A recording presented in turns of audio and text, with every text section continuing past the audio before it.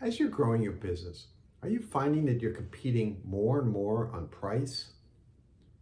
Are your salespeople getting frustrated because they are losing more business than they're winning? Well, perhaps you haven't been successful in clearly differentiating your business in the minds of your target market. So I want to spend some time today talking about your USP, your unique selling proposition, and some ideas as to how to go about defining and developing that USP. If the results are dramatic, once you define that USP, I worked with a young remodeler who, in the course of 2 years, by getting real clear on his unique selling proposition, was able to increase his revenues by $1 million. Dramatic increase for a young business. So having a unique selling proposition is critical. But there are 3 things to keep in mind as you develop your unique selling proposition. And I want to go through those. The first is that the unique selling proposition that you develop has got to be meaningful and of value to your target markets. Having a uniqueness that doesn't address the frustration of your target market doesn't get you anywhere.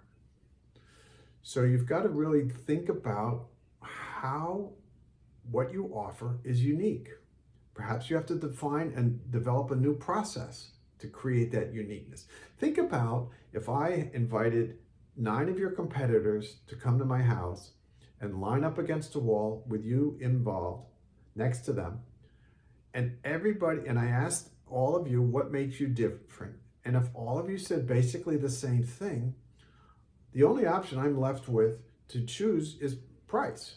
Okay, so you're all pretty much the same. Who's the low cost provider? And you really don't want to be in that game of competing on price. So let's figure out how to make you different. There are a couple ideas. The first is you have got to figure out the needs of your target market. Where are the frustrations? What's not being met by your competitors? And that's the space that you want to play in. You want to find out where there's a gap between what your market needs and what your competitors are offering. So go look at your competitors' websites, read their material, talk to people, figure out, there's a gap here. No one is offering this, and this appears to be a big need of my target market. We've got to develop the capability to deliver that. So your USP has got to be of meaningful to your target markets. The second thing is that just because you think you're unique doesn't mean in the mind of your clients you are. I see so many business owners, when I ask them what's their USP, they say, well, we're a family-run business. Or they say, we've been in business for 20 years. Or they say that we have great customer service. Well, I would push back and say, well, which of your competitors wouldn't say those same things? With the exception of a family-run business, most businesses would say those same characteristics.